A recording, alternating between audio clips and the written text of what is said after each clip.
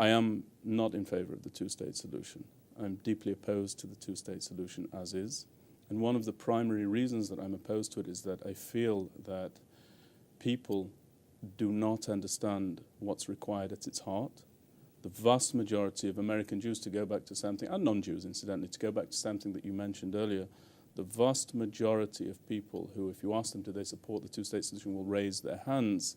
And if you ask them to express what we call in the UK the meat and potatoes, the substance of the resolution, they're at a total loss for words. That's one reason. The second thing is that I find it to be the embodiment of a double standard, a standard applied to the Jewish state but not to any other state. How so? Well, if one were to look at a far more dangerous conflict, right now, let's take, for example, the conflict in Syria, which is creating refugees at such a rate that by 2020, it's estimated the dominant demographic in Jordan will be that of Syrian refugees.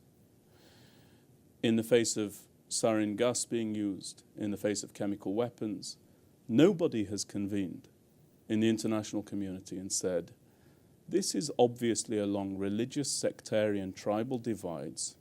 I know what to do about it. Let's carve up Damascus. Let's divide the land along those divides, along those sectarian, religious, tribal divides. And in that way, not only will there be peace in Syria, but there will be peace throughout the Middle East and indeed throughout the world. By the way, Israel is charged with the responsibility for bringing about all of those various dynamics of peace. Nobody has said it, and nobody will say it. Nobody said it when we saw the Egyptian unrest. Nobody said it of Libya.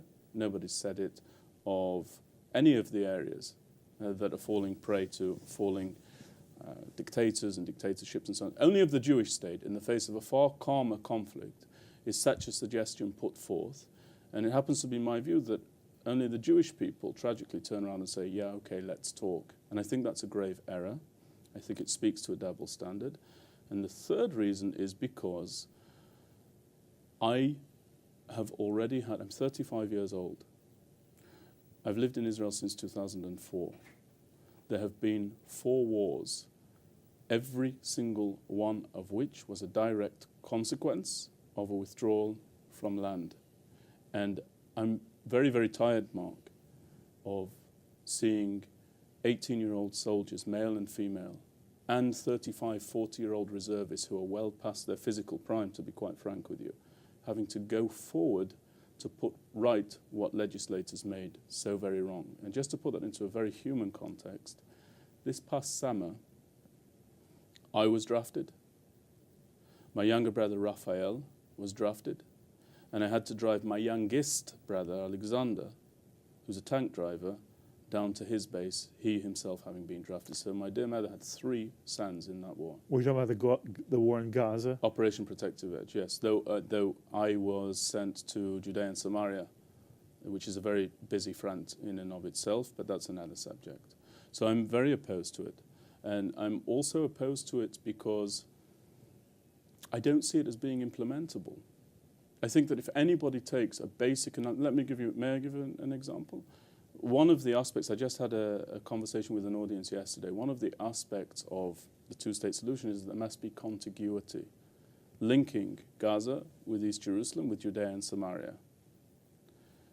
I challenge anybody to tell me how you bring about contiguity in that sense without breaching the contiguity of North from South Israel.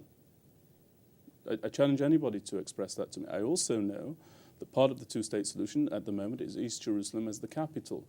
Nothing signifies more the sacking of a country than the sacking of its capital city. Nothing. It doesn't matter whether the capital city is sacked by way of cannon or by way of bombs or by way of diplomacy. If you lose your capital city, your country is in a very, very precarious situation.